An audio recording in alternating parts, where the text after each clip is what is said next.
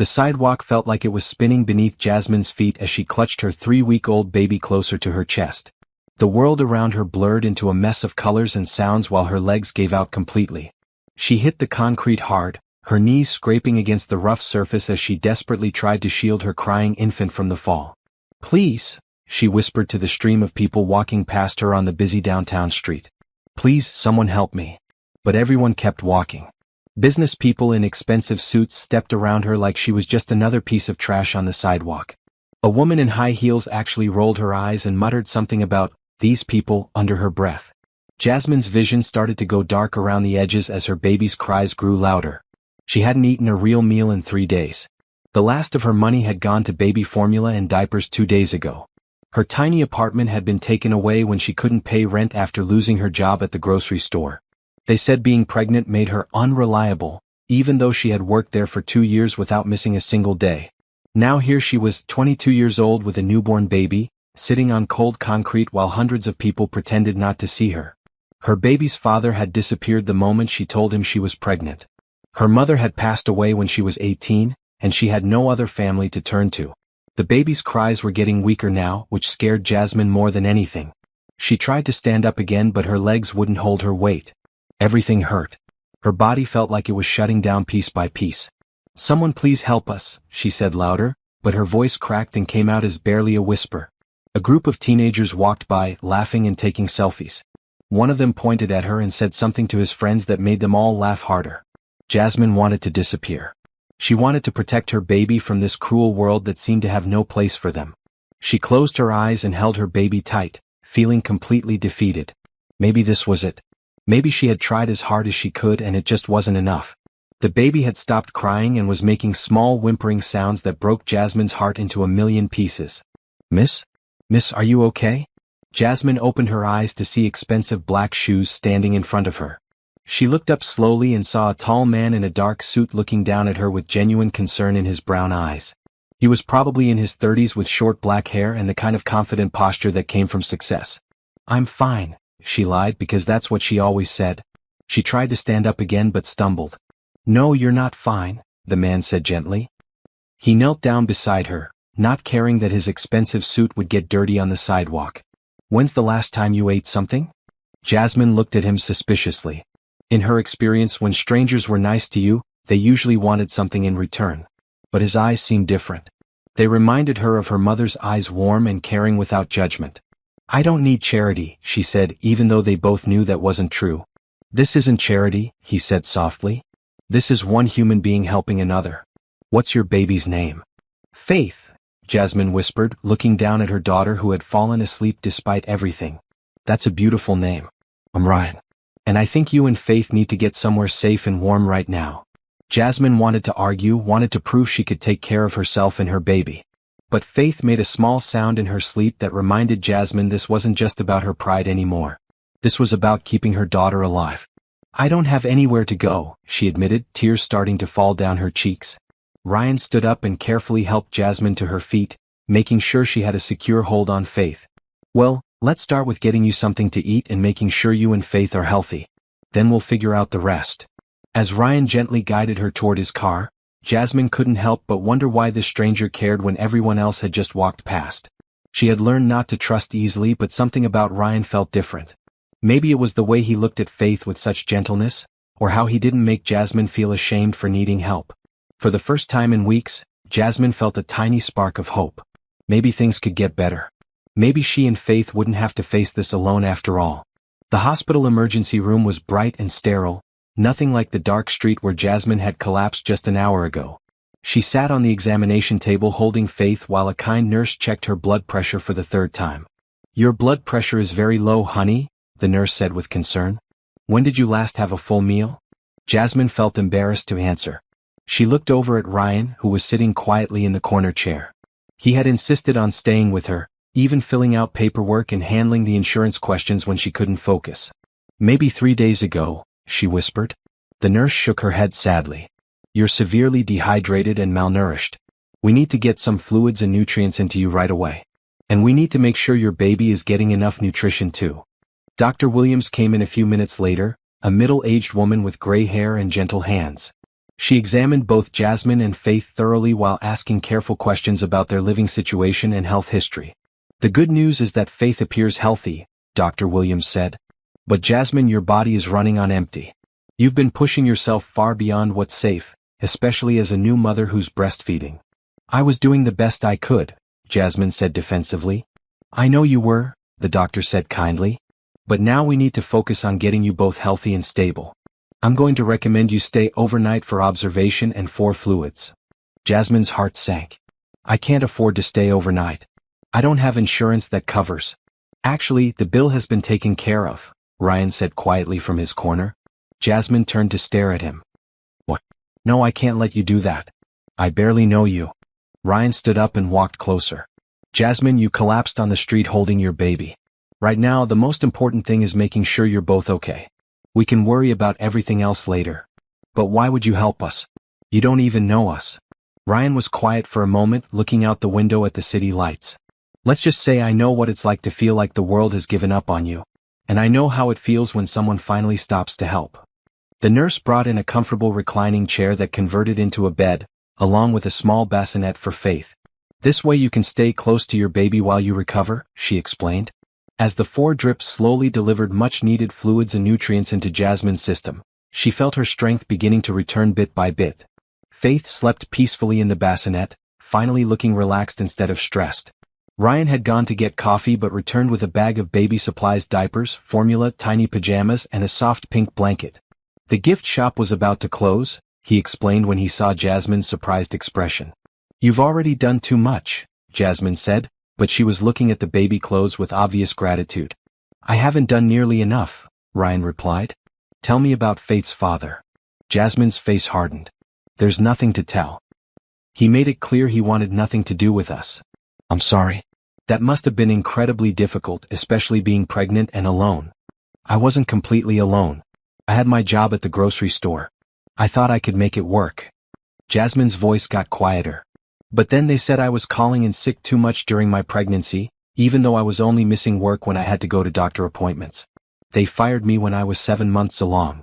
Ryan's jaw tightened with anger. That's illegal. You could have fought that. With what money? What lawyer was going to help someone like me? Jasmine shifted Faith to her other arm. Besides, I was focused on preparing for Faith's arrival. I thought I'd find another job after she was born. But it's been harder than you expected. Everything's been harder than I expected. Jasmine's eyes filled with tears. I love her so much, Ryan. I would do anything for her. But I feel like I'm failing her every single day. What kind of mother can't even provide a safe place for her baby to sleep? Ryan moved his chair closer to her bedside. You're not failing her, Jasmine. You're 22 years old, alone, and you've been trying to take care of a newborn with no support system. The fact that you've made it this far shows how strong you are. I don't feel strong. I feel scared and tired and completely lost. That's normal. Being a parent is terrifying even when you have all the resources in the world. But Jasmine, look at Faith. Look how peaceful she is right now. She feels safe because she's with you. That's not something money can buy. Jasmine looked down at her sleeping daughter and felt a mixture of love and overwhelming responsibility. I just want to give her a good life. I want her to have opportunities one never had. She will, Ryan said with conviction. We'll make sure of it. Jasmine looked at him curiously. Why do you keep saying we? You're going to go back to your life tomorrow and we'll go back to ours. Ryan was quiet for a long moment. What if you didn't have to go back to sleeping in shelters and wondering where your next meal is coming from? What do you mean? I mean, what if I told you I have a guest house that's been sitting empty for 2 years? What if I told you that you and Faith could stay there while you get back on your feet? Jasmine stared at him. I can't accept that. I don't even know you. Then get to know me. Take some time to make sure Faith is safe and healthy. Look for work without worrying about where you're going to sleep tonight. Let me help you help yourself. Why would you do that for strangers? Ryan looked out the window again. Because 5 years ago, I was sleeping in my car and eating 1 meal a day while I tried to build my business. And because someone helped me when I needed it most. Sometimes we're meant to pay kindness forward instead of paying it back. Jasmine felt something shift inside her chest. For the first time since Faith was born, she wasn't facing everything alone. Maybe, just maybe, she could accept help without losing her dignity. Just temporarily, she said quietly. Until I can find a job and save up for an apartment. Ryan smiled for the first time since she'd met him. Just temporarily. The guest house behind Ryan's main property was more beautiful than any place Jasmine had ever lived. It had a full kitchen, a cozy living room with soft furniture, and a bedroom with windows that let in the morning sunshine. There was even a small nursery that Ryan said had been set up by the previous owners. "This is too much," Jasmine said as she walked through the space with Faith in her arms. "This is like a dream house." Ryan was carrying the few bags of clothes and supplies they had picked up on the way. "It's been empty for 2 years. I'm happy someone is finally getting use out of it. But what will people think? Your neighbors, your friends? They'll think I'm helping someone who needs help. And if they have a problem with that, they're not really my friends." Ryan set down the bags and opened the refrigerator, which was fully stocked with food. "I had my housekeeper, Mrs. Chen, pick up some groceries. She's excited to meet you and Faith." Jasmine felt overwhelmed by the generosity. "Ryan, I can't afford to pay you rent right now, but I promise. We're not talking about rent. We're talking about you having a safe place to recover and take care of Faith while you figure out your next steps." Ryan pulled out a chair at the small dining table. "Sit down. You still need to be taking it easy." As Jasmine sat down with Faith, she looked around the beautiful space and felt tears of gratitude threatening to fall. "I keep thinking I'm going to wake up and this will all be a dream. It's not a dream. This is your home for as long as you need it to be." Faith started to fuss, and Jasmine realized it was time for her feeding. She felt embarrassed about breastfeeding in front of Ryan, but he seemed to understand. "I'll give you some privacy," he said, heading toward the door. "I'll be back in an hour to see if you need anything." After he left, Jasmine settled into the comfortable rocking chair by the window to feed Faith. The baby latched on eagerly, and for the first time in weeks, Jasmine felt relaxed during feeding time instead of stressed about when and where the next meal would come from. The quiet of the guest house was almost strange after weeks of noisy shelters and busy streets. Faith seemed to sense the peace too, eating calmly and then falling into a deep, restful sleep. Jasmine placed Faith in the beautiful white crib and took a hot shower, her first real shower in over a week. She stood under the warm water for a long time, letting it wash away not just the dirt and exhaustion but some of her fear and desperation too. When Ryan returned an hour later, he found Jasmine sitting at the table with a cup of tea, looking more rested than he had seen her yet. "How are you settling in?" he asked. "I don't know how to thank you," Jasmine said simply. "This morning I thought Faith and I were going to end up sleeping outside. Now we're in a place more beautiful than anywhere I've ever lived." Ryan sat down across from her. "You don't need to thank me. Just focus on taking care of yourself and Faith." "Can I ask you something?" "Of course. What do you do for work?" "I mean, this property, helping us with the hospital bills, stocking the fridge, this must cost a lot of money." Ryan seemed to consider how much to share. "I own a technology company. We develop software for small businesses to help them manage their operations more efficiently." "Did you always want to work in technology?" "Not really. I wanted to be a teacher, actually. But life took me in a different direction." Ryan looked thoughtful. "What about you? What did you study in school?" "I was studying nursing before I got pregnant. I had to drop out when I couldn't afford tuition anymore." Jasmine's voice got sad. "I always wanted to help people, especially kids. I thought maybe I could work in a children's hospital someday." "That's a beautiful dream. And it's not too late to make it happen." Jasmine shook her head. "I can't afford to go back to school. Not with Faith to take care of. There are programs that help single mothers return to school.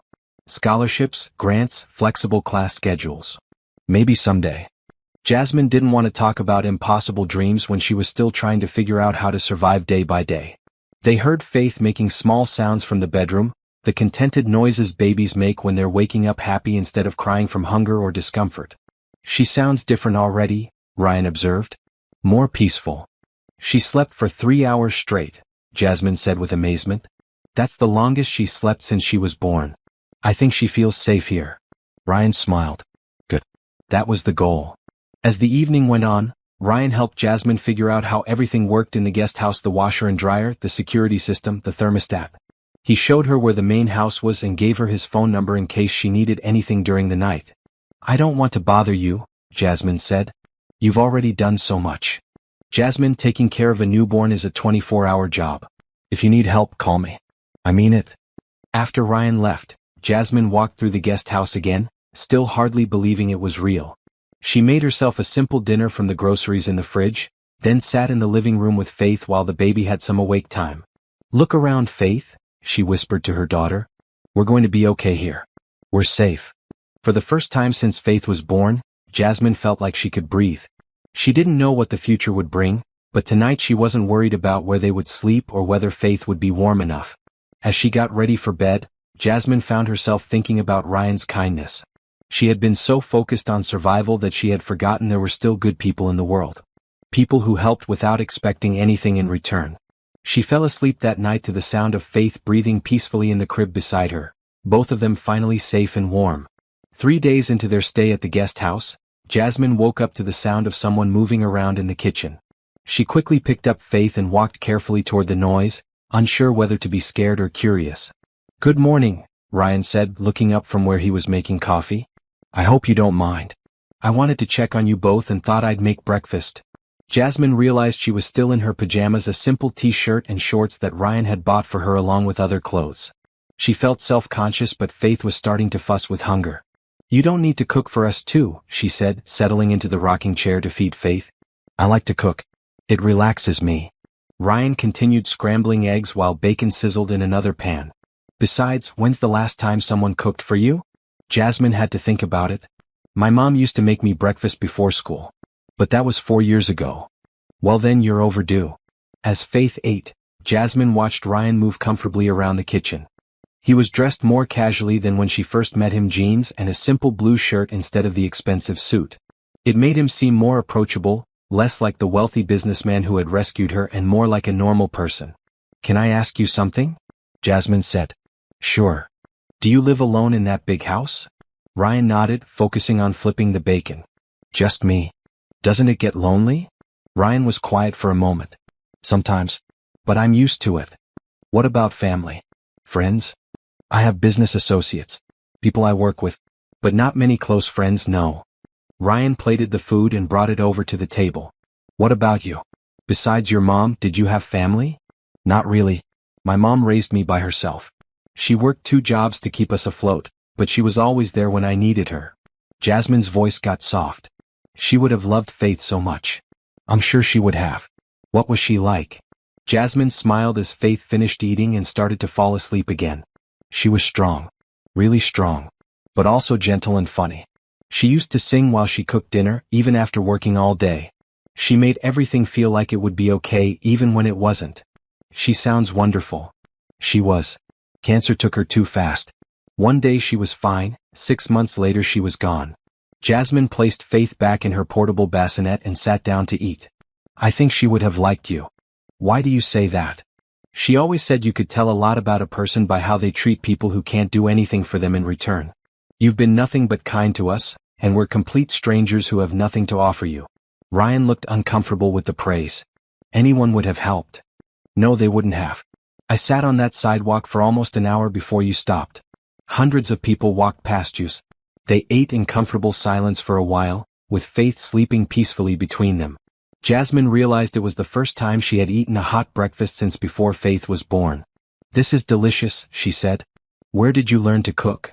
"Trial and error mostly. When I was starting my business I was working such long hours that takeout got expensive. I had to learn to make simple meals that didn't take much time." "What was it like starting your own business?" Ryan leaned back in his chair. "Terrifying. Exciting. Exhausting. I worked 18-hour days for 3 years straight. There were nights I slept in my office because I couldn't afford gas to drive home. But you made it work." "Eventually. But it took longer than I thought it would and cost more than I expected, not just money but personally too." "What do you mean?" Ryan looked out the window. "I was so focused on building something successful that I forgot to build relationships. By the time I realized what I had sacrificed, it felt too late to go back and fix it." Jasmine studied his face. "It's never too late." "Maybe. But it's hard to trust people when you have money. You never know if they like you or for what you can provide." "Is that why you're helping us? Because you know we're not after your money?" Ryan laughed. "Partly maybe. But mostly because you remind me of someone I used to know." "Who?" "My mom. She was young and alone when she had me. My father left when he found out she was pregnant. She did everything she could to take care of me, but it was never easy." "What happened to her?" "She got sick when I was in college. By the time I could afford to really help her, it was too late." Ryan's voice got quiet. "I always regretted not being able to give her the life she deserved." Jasmine reached across the table and touched his hand. I'm sure she was proud of you.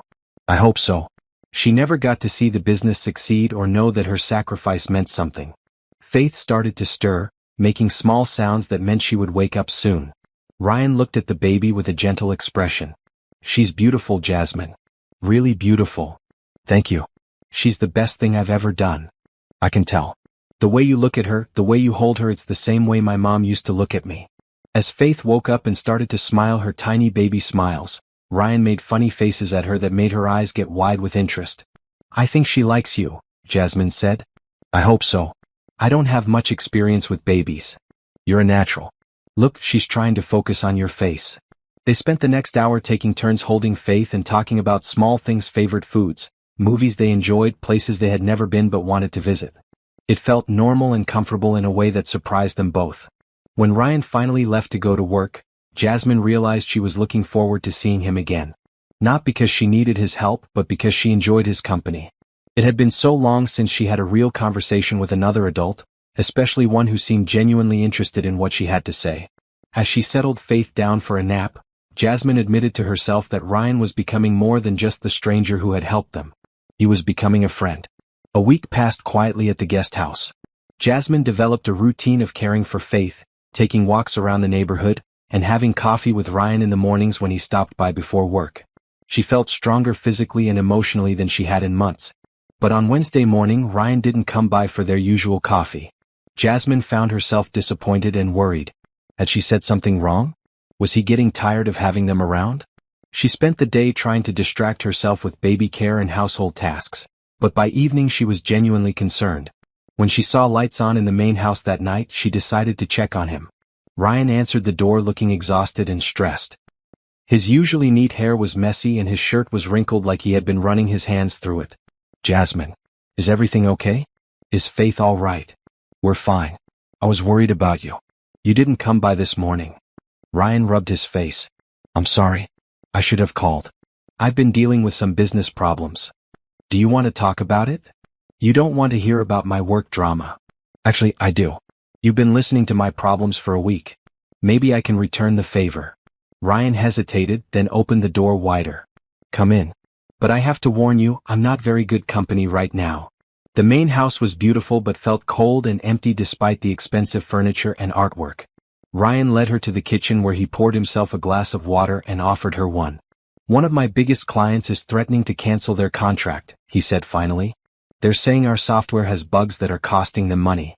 Do you think that's true? I don't know. Maybe. My development team says the problems are on their end, but the client is furious and talking about suing us. How bad would it be if you lost them? Ryan leaned against the counter. Bad. They represent about 30% of our revenue. If they leave and spread negative word about us, it could destroy everything I've built. Jasmine could see the real fear in his eyes. Have you eaten today? What? Food. Have you eaten anything today?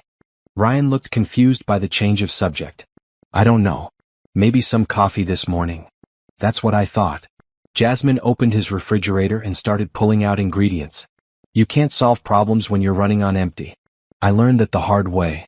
Jasmine, you don't need to. Yes, I do. You've been taking care of us. Now let me take care of you for once. As Jasmine cooked a simple pasta dish, she listened to Ryan talk about his business fears. How he had poured everything into building the company, how he felt responsible for his employees' jobs, how terrified he was of failure. I grew up with nothing, he said, sitting at the kitchen table while she worked.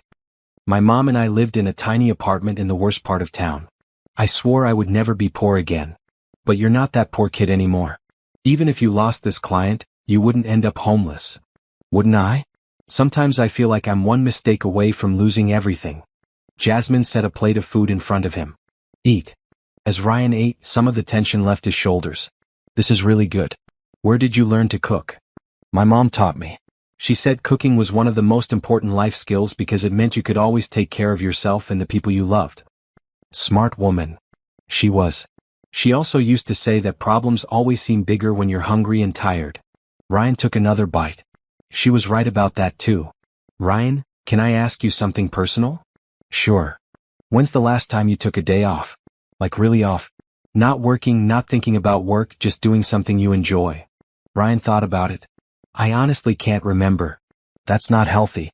My mom worked 2 jobs, but she still made time for things that made her happy. She said life was too short to only focus on survival. What kind of things did she do? She loved to garden. We had these tiny flower boxes outside our apartment windows, and she grew the most beautiful flowers you've ever seen. She said they reminded her that beautiful things could grow even in difficult places. Ryan smiled for the first time all day. I'd like to have seen that. She also loved to dance. She would put on music while she cooked dinner and just dance around the kitchen. I was embarrassed by it when I was a teenager, but now I miss it so much. Do you dance? Jasmine laughed. Not like she did. She had this confidence, this joy that I've never been able to copy. Maybe you just haven't found your own version of it yet. After Ryan finished eating, they moved to the living room where he showed Jasmine some photos from when he was starting his business. Pictures of him in tiny office spaces, working with just a couple of employees, looking young and hopeful and determined. You look happy in these pictures, Jasmine observed. I was scared but happy. I believed in what I was building. Do you still believe in it? Ryan was quiet for a long moment. I think so. But somewhere along the way, it stopped being about creating something meaningful and started being about not losing what I had. Maybe that's the real problem. Maybe you need to remember why you started. How did you get so wise at 22? Jasmine laughed. I'm not wise. I've just had a lot of practice with problems that seemed impossible to solve. And how do you solve impossible problems? One day at a time. One small step at a time. And sometimes by accepting help from people who care about you. They talked until late into the night, sharing stories about their childhoods, their dreams, their fears. When Jasmine finally went back to the guest house, both she and Ryan felt less alone than they had in years. The next few weeks fell into a comfortable rhythm. Ryan would stop by the guest house every morning for coffee before work, and most evenings he would come over for dinner. Jasmine insisted on cooking, saying it was the least she could do, and Ryan brought groceries and helped with Faith whenever she would let him. Slowly, Ryan began to relax around them. He would hold Faith while Jasmine cooked, making funny faces and silly sounds that made the baby smile. He learned how to change diapers and warm bottles, and he was surprisingly good at getting Faith to stop crying when she was fussy. You're a natural at this, Jasmine told him one evening as he rocked Faith to sleep. I never thought I would be. I never really imagined having kids. Why not? Ryan looked down at the sleeping baby in his arms. I guess I was afraid I wouldn't be good at it. My own father wasn't exactly a great example of parenting. Do you ever think about him? Sometimes. I used to imagine what I would say to him if I ever saw him again. But honestly, I think I'm better off without him. Some people aren't meant to be parents. Jasmine watched him gently place Faith in her crib. I think you'd make a wonderful father. Ryan looked surprised. Really? Look how naturally you care for Faith. Look how patient you are with her. You have good instincts. Maybe it's easier because she's not actually mine. There's less pressure. But Jasmine noticed how Ryan's face lit up when Faith smiled at him, how he remembered her feeding schedule without being told, how he worried when she seemed the slightest bit uncomfortable. It didn't look like less pressure to her. It looked like love. One Saturday morning, Ryan arrived at the guest house with a surprise, a stroller and a diaper bag. I thought maybe you and Faith would like to get out of the house today, he said. There's a farmer's market downtown and the weather is perfect. Jasmine felt excited about the idea of going somewhere together, but also nervous. Are you sure? People might think we're what? A family. A couple. I don't want to give people the wrong idea about why I'm staying here. Ryan's expression became serious. Jasmine, I don't care what strangers think. Do you want to go to the farmer's market? Yes, I really do. Then let's go. The farmer's market was busy with families and couples walking around, buying fresh produce and homemade crafts. Ryan pushed the stroller while Jasmine walked beside him, and to anyone watching, they did look like a young family enjoying their Saturday morning. At first, Jasmine felt self-conscious, but as they walked and talked and laughed at Faith's reactions to all the new sights and sounds, she began to relax. Ryan bought her a bouquet of sunflowers and some fresh strawberries, and they sat on a bench to share them while Faith slept in the stroller. This is nice, Jasmine said, eating a particularly sweet strawberry. It is. I haven't done anything like this in years. What do you usually do on weekends? Work mostly. Sometimes I go to business dinners or networking events. But nothing like this. Nothing just for fun. A little girl, maybe 4 years old, wandered over to look at Faith in the stroller. Your baby is so pretty, she told Jasmine. Thank you, Jasmine replied, smiling. What's her name? Faith. The little girl looked at Ryan. Are you the daddy? Ryan looked flustered, but before he could answer, the girl's mother appeared and apologized for her daughter's boldness. It's okay, Ryan said, but Jasmine noticed he didn't correct the assumption. On the way home, they stopped at a park where other families were playing. Ryan spread out a blanket under a tree while Jasmine fed Faith, and they watched children playing on swings and slides. Do you ever wonder what Faith will be like when she's older? Ryan asked. All the time. I hope she'll be confident and strong. I hope she'll know how loved she is. She will. Look how you take care of her, how you put her needs first always. She's going to grow up knowing she's the most important thing in the world to her mother. I want to be able to give her more than just love, though. I want to give her opportunities, education, experiences like this. Jasmine gestured around the park. I want her to have choices I never had. She will have those things. How can you be so sure? Ryan looked at her seriously. Because I'm going to help make sure she does. Something about the way he said it made Jasmine's heart skip. There was a promise in his voice that went beyond temporary charity or friendship. That evening, after they returned to the guest house, Ryan stayed for dinner as usual. But something felt different between them. The easy friendship they had developed was shifting into something deeper and more complicated. As they cleaned up the dishes together, their hands brushed as they reached for the same plate. Instead of moving away quickly like they usually did, they both paused. Ryan looked into Jasmine's eyes and she felt her breath catch. Jasmine, he said softly. I know, she whispered back. They stood there for a moment, both aware that they were crossing a line they had been carefully avoiding. Then Faith made a sound from her crib, breaking the spell. I should check on her, Jasmine said, stepping back. And I should probably get going, Ryan replied, though he made no move to leave. After he left that night, Jasmine lay in bed thinking about the look in his eyes, the way her heart had raced when they almost touched. She was falling for him and that terrified her. She had always been independent, always taken care of herself. The idea of depending on someone emotionally felt as scary as depending on them financially. What if she let herself love him and he decided he was tired of playing house? What if this was just a phase for him, a way to feel good about himself? But as she fell asleep, she couldn't stop thinking about how natural it had felt to walk through the farmer's market with him, how right it seemed when strangers assumed they were a family, how safe and happy she felt when they were all together. 3 days later, the weather forecast predicted a major storm system moving through the area. Ryan showed up at the guest house that morning with supplies: extra batteries, flashlights, non-perishable food, and bottled water. The power might go out, he explained as he stocked the kitchen cabinets. And with Faith, we want to make sure you have everything you need. We'll be fine, Jasmine assured him. I've been through storms before. But this storm turned out to be worse than anyone expected. By afternoon, the wind was howling and rain was coming down so hard it was impossible to see more than a few feet outside the windows. The power went out just after dinner, leaving them in candlelight. I'm staying here tonight, Ryan announced as thunder crashed overhead. I'm not leaving you and Faith alone in this. Jasmine wanted to argue, but the truth was she felt scared and she was grateful for his company. Faith seemed anxious too, fussing more than usual and having trouble sleeping through the noise of the storm. They spent the evening playing cards by candlelight and talking while taking turns walking around with Faith to keep her calm. When the baby finally fell asleep around 10 o'clock, they settled on the couch together, listening to the storm rage outside. This reminds me of when I was little, Jasmine said, pulling a blanket around herself. My mom and I used to pretend that storms were just the sky having big feelings, and we would tell stories to help it feel better. What kind of stories? Happy ones. Stories about sunshine and rainbows and families who loved each other no matter what. A particularly loud crash of thunder made them both jump, and Faith started crying from the bedroom. I'll get her, Ryan said, getting up before Jasmine could. He returned a few minutes later with Faith, who was wide awake and looking around with big, curious eyes. I think the storm is too exciting for her to sleep through, he said, settling back on the couch with the baby.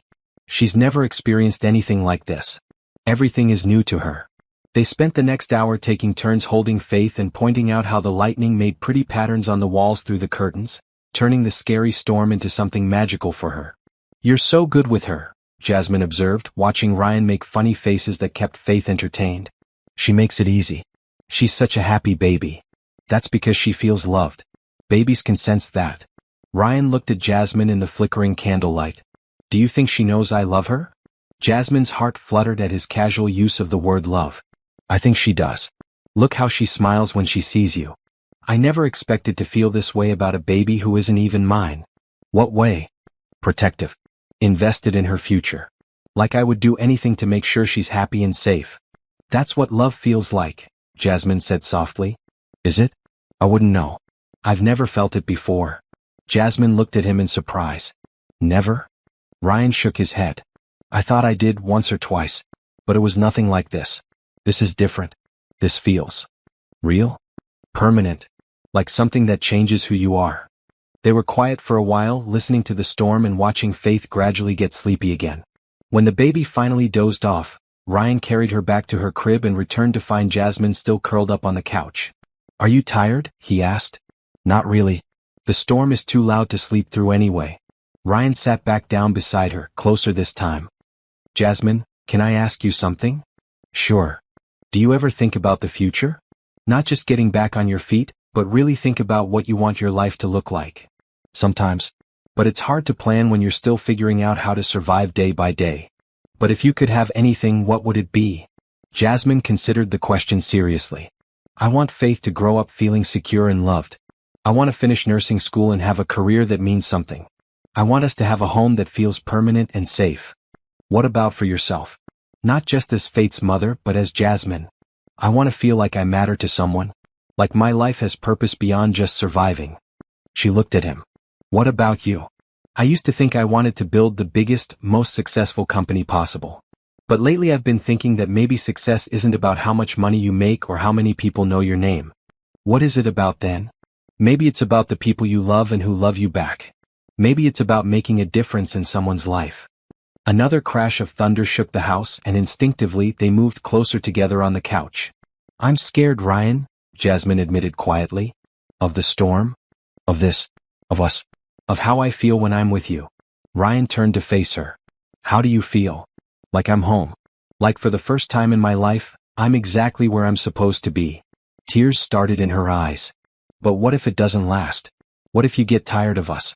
What if this is just temporary for you? Ryan reached up and gently touched her face.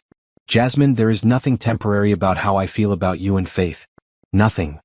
But we come with so many complications. I have a baby, no money, no education. You have everything that matters. You're kind and strong and beautiful and smart. You're an amazing mother. You make me want to be a better person. The storm seemed to quiet around them as they looked into each other's eyes. All the careful boundaries they had maintained for weeks dissolved in that moment. I love you, Ryan said simply. I love you too, Jasmine whispered back. When he kissed her, it felt like coming home and starting an adventure all at the same time. It was gentle and sweet and full of promise for the future they were both beginning to imagine together. Outside, the storm continued to rage, but inside the guest house, everything felt perfectly calm and right. Jasmine woke up the next morning to sunshine streaming through the windows and the sound of birds singing. The storm had passed, leaving everything clean and bright.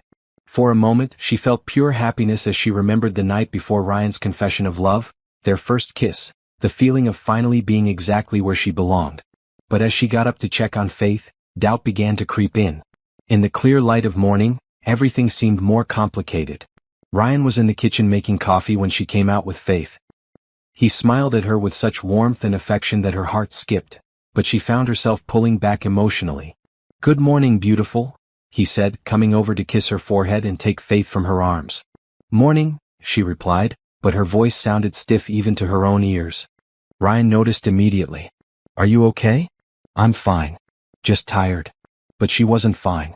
As the day went on, Jasmine found herself analyzing every interaction, every gesture, every word. Was Ryan treating her differently now? Was he being extra nice because he felt sorry for her? Was this all some kind of charity project that had gotten out of hand? When Ryan had to leave for a business meeting that afternoon, Jasmine felt relieved to have space to think. She walked around the guest house that had felt like home just yesterday, but now felt like a beautiful prison. She realized she had no idea what Ryan expected from her now. Did he think they were in a relationship? Did he expect her to be grateful for his love the same way she was grateful for his financial help? What would happen when the novelty wore off and he realized he had tied himself to a single mother with no prospects? Her phone rang while she was feeding Faith. It was her old co-worker from the grocery store calling to check on her. Girl, I've been worried about you, Lisa said. Where have you been staying? I found a temporary place, Jasmine said, not wanting to explain the whole situation. That's good. Listen, I heard they're hiring at the hospital for entry-level positions. It's not much, but it's steady work and they have good benefits. You want me to put in a word for you? Jasmine felt a spark of hope. Really? What kind of positions? Housekeeping, food service, some admin work? Nothing fancy, but it's honest work and they treat people fairly. After they hung up, Jasmine found herself thinking seriously about the job opportunity. She could work, save money, find her own apartment. She could be independent again instead of depending on Ryan's generosity. But then she looked around the beautiful guest house and thought about Ryan holding Faith, making her laugh, looking at Jasmine like she was the most precious thing in the world. Was she really ready to give that up for the sake of pride? When Ryan returned that evening, he could sense something was wrong immediately. You've been quiet all day, he observed as they sat down for dinner. Are you having second thoughts about last night? I don't know, Jasmine answered honestly. Everything feels different now. Different how? More complicated. Before last night, I knew where I stood. You were helping me get back on my feet and I was grateful. But now? Now what?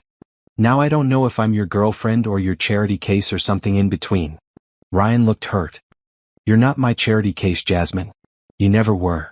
But I am though. Look around. She gestured at the guest house. You pay for everything. You bought my clothes, you stocked the fridge, you paid my hospital bills. How is that not charity? Because charity is giving to strangers out of obligation. This is taking care of people I love because I want to. But what if I can't love you back the way you deserve?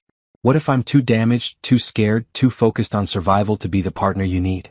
Ryan reached across the table and took her hand. Jasmine, I'm not asking you to be anything other than who you are. I fell in love with you, not some perfect version of you that doesn't exist. But you don't really know me. You know the grateful, desperate version of me. You don't know who I am when I'm not depending on someone else to survive. Then let me get to know that version too. Jasmine pulled her hand away. What if you don't like her? What if the independent, strong version of me doesn't need you the way this version does? Then I'll love that version too. Jasmine, I don't want you to need me. I want you to choose me. But Jasmine was already shaking her head.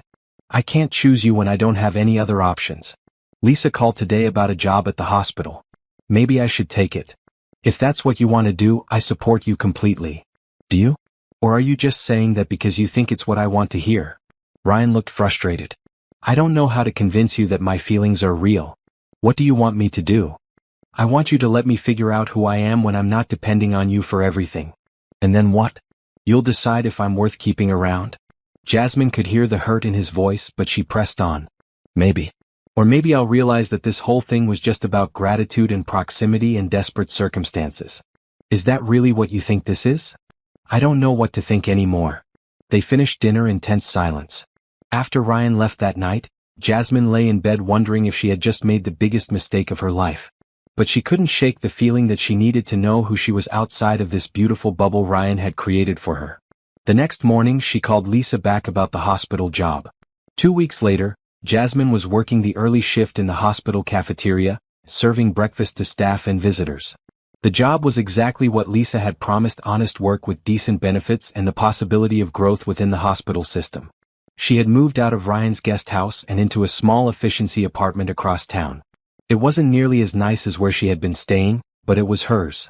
She paid the rent with her own paycheck, bought groceries with her own money, and felt proud of her independence even when she was exhausted from juggling work and caring for Faith alone.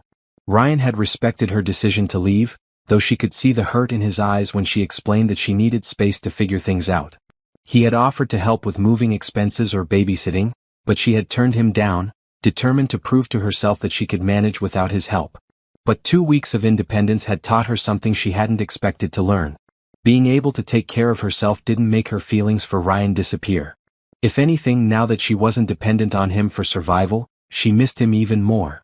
She missed their morning coffee talks and evening dinners.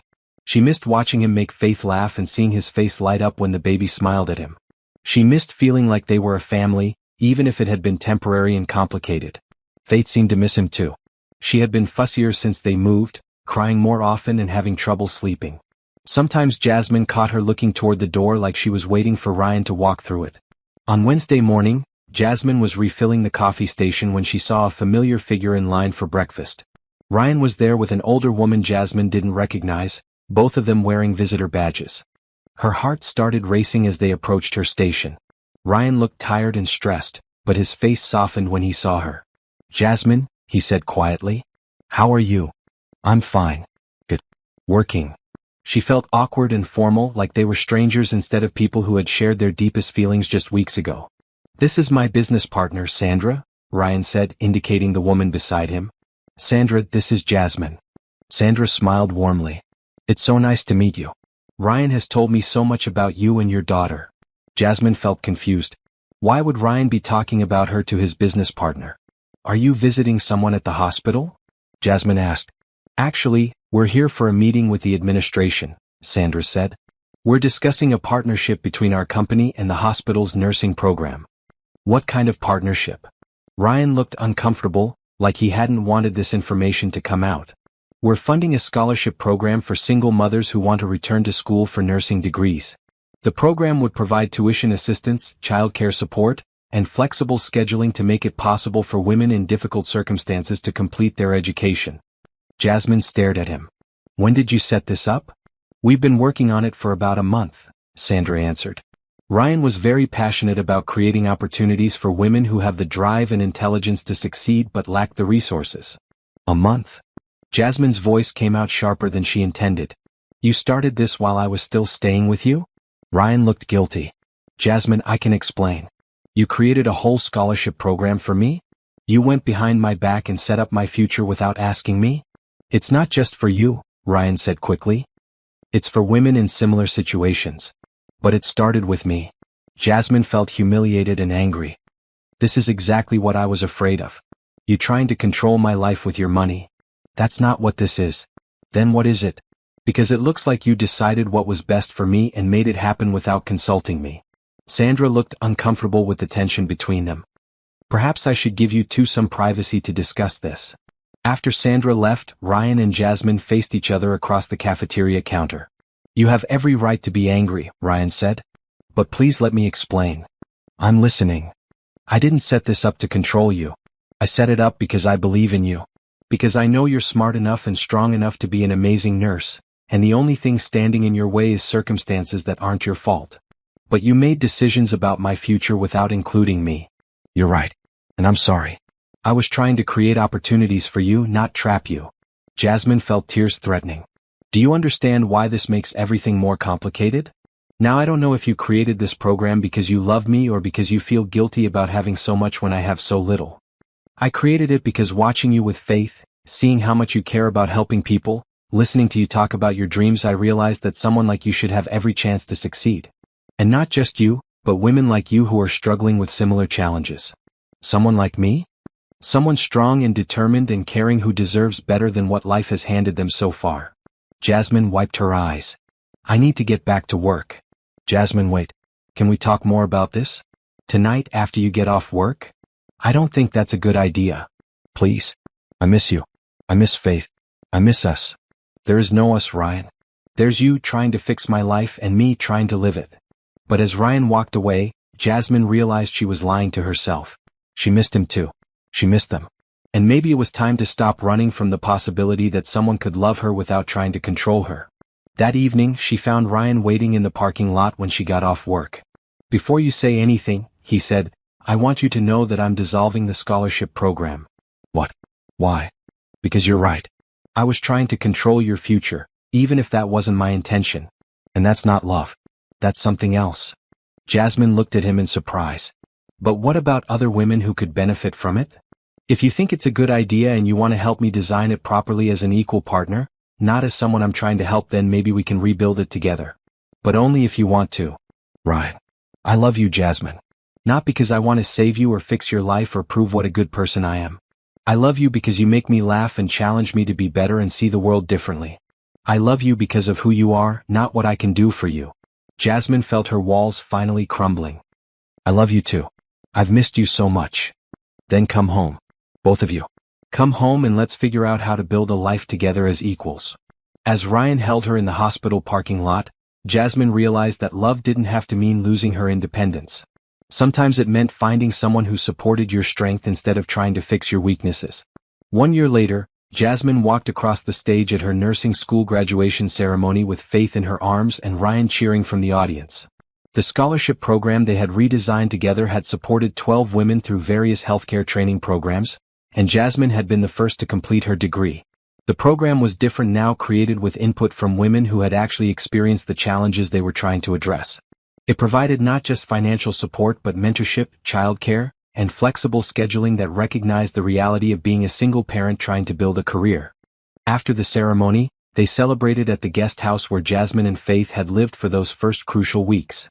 But now it had been converted into a childcare center for the women in the scholarship program, staffed by early childhood education students who needed practical experience. "I can't believe it's been a year," Ryan said as they watched Faith, now walking and chattering constantly, play with the other children. "Sometimes it feels like a lifetime and sometimes it feels like yesterday," Jasmine replied. "Do you regret any of it? The struggles, the complications, the arguments?" Jasmine considered the question seriously. "No. I needed to go through all of that to get here. I needed to know that I could take care of myself and Faith before I could really choose to be with you. And now I know that love isn't about one person saving another. It's about two people choosing to build something together." Ryan pulled a small box from his pocket. "In that case, I have something to ask you." Jasmine's heart started racing as he got down on one knee in front of Faith and all the other families at the celebration. "Jasmine, you've made me a better person and a happier man than I ever thought possible. You've shown me what real love looks like and you've given me the family I never knew I wanted. Will you marry me?" The ring was beautiful but not flashy, a simple solitaire that reflected light like a promise of bright days ahead. "Yes," Jasmine said, tears streaming down her face. "Yes, absolutely yes." As Ryan slipped the ring onto her finger, Faith toddled over and held up her arms to be picked up. Ryan scooped her up and spun her around while she giggled with delight. "Does this mean I get to be Faith's daddy officially?" he asked. "If you want to be. I've wanted to be since the day I met her." The wedding 6 months later was small and simple, held in the garden behind Ryan's house with just close friends and the families from their scholarship program. Jasmine wore her mother's wedding dress, which she had kept carefully preserved all these years, and Faith was the flower girl in a white dress that matched. During the ceremony, they lit a candle in memory of Jasmine's mother, and Ryan spoke about how he knew she would have loved Faith and been proud of the woman Jasmine had become. "She taught you to be strong," he said, "and she taught you to love deeply. Those are the gifts you're bringing to our marriage." In her vows, Jasmine talked about how Ryan had taught her that accepting love didn't mean losing independence, and that sometimes the bravest thing you could do was let someone care for you. "You didn't save me," she said. "You loved me. And that made all the difference." 2 years later, they welcomed a son, Michael, and Faith became the most devoted big sister anyone had ever seen. The family lived in Ryan's house, which they had remodeled to feel warm and welcoming instead of cold and empty. Jasmine worked as a pediatric nurse at the children's hospital, fulfilling the dream she had carried since she was young.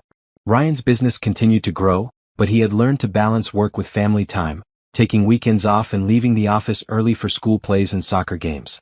They expanded the scholarship program into a full foundation that helped single parents pursue education and career training in healthcare, education, and technology.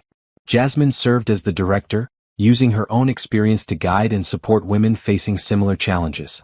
On quiet evenings, when the children were asleep and they were sitting together on the couch, Ryan and Jasmine sometimes talked about that first day when she collapsed on the sidewalk. "Do you ever wonder what would have happened if you hadn't stopped?" Jasmine asked one night. "Never," Ryan said without hesitation. "Because I know I would have stopped. Some things are just meant to be." "You really believe that?" "I believe that love finds a way. Maybe not always when we expect it or in the way we plan, but it finds a way." Faith, now 4 years old, often asked to hear the story of how Mommy and Daddy met. They would tell her a simplified version about how Mommy needed help and Daddy was kind enough to stop and care. "And then you fell in love?" Faith would ask. "And then we fell in love," they would confirm. "And now we're a family forever?" "Forever and always." As Jasmine tucked Faith into bed one night, her daughter looked up at her with serious eyes. "Mommy, I'm glad you were sad that day." "Why, sweetheart?" "Because if you weren't sad, Daddy wouldn't have found us. And I like having a daddy." Jasmine kissed her daughter's forehead. "I like him too, baby. I like him too." Looking back, Jasmine realized that the scariest moment of her life, collapsing on that sidewalk with nowhere to turn, had actually been the beginning of everything good that followed. Sometimes the lowest moments open doors to the highest joys, and sometimes accepting help from a stranger was the first step toward building a family. The little girl who had grown up without a father now had the most devoted dad in the world. The young woman who had felt forgotten by society now helped other women find their own paths to success. And the man who had thought he was too busy for love had discovered that family was the only success that really mattered. Their love story wasn't perfect or simple, but it was real and it was theirs. And every day they chose each other all over again. Dear readers, thank you so much for taking this emotional journey with Jasmine, Ryan, and Little Faith. Their story reminds us that sometimes our darkest moments can lead to our brightest beginnings, and that love often arrives when we least expect it but need it most. I'd love to hear from you. What moment in their story touched you the most? Have you ever experienced a situation where a stranger's kindness changed your life? Do you think Jasmine was right to leave Ryan temporarily to find her independence, or should she have stayed and worked through her doubts together with him? Also, which character did you connect with more, Jasmine's fierce independence and determination to provide for her daughter, or Ryan's lonely journey from poverty to wealth and his discovery that money can't buy the love of a family? Please share your thoughts in the comments below. Your insights and experiences make these stories even more meaningful.